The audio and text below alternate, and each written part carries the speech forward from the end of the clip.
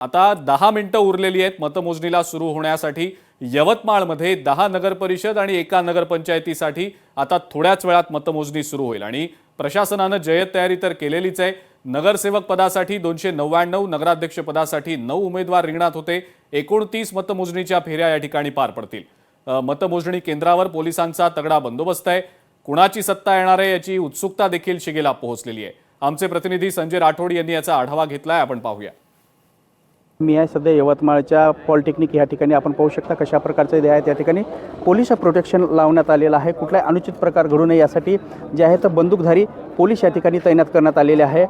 जवळपास पाहिलं तर या ठिकाणी 13 टेबल लावण्यात आलेले आहे, तर 19 फेऱ्या प्रत्येकी होणार आहे। हीच परिस्थिती संपूर्ण अकराई जे आहेत नगर परिषदेच्या पोलिंग बूथवरती जे आहेत ज्या ठिकाणी मतमोजणी होणार आहे त्या ठिकाणी लावण्यात आलेली आहे। कुठलाही अनुचित प्रकार घडू नये यासाठी तगडा बंदोबस्त या ठिकाणी पोलीस अधीक्षक यांनी लावलेला आहे। जवळपास पाहिलं तर एका जे आहे तर मतदान ज्या ठिकाणी मतमोजणी आहे त्या ठिकाणी 50 पोलिसाचा तगडा बंदोबस्त आणि सोबतच 50 जे आहेत होमगार्ड ह्या ठिकाणी सुद्धा तैनात करण्यात आलेले आहे। मीडिया सेंटरसुद्धा ह्या ठिकाणी उभारण्यात आलेले आहे। दुसरीकडे जर पाहिलं तर याच ठिकाणी जे आहे तर थोड्या वेळातच मतमोजणीला सुरुवात होणार आहे।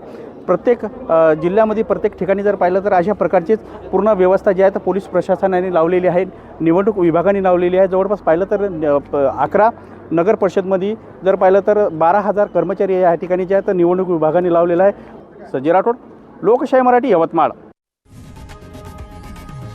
लोकशाही मराठी, ऐका, पहा, जागरूक रहा।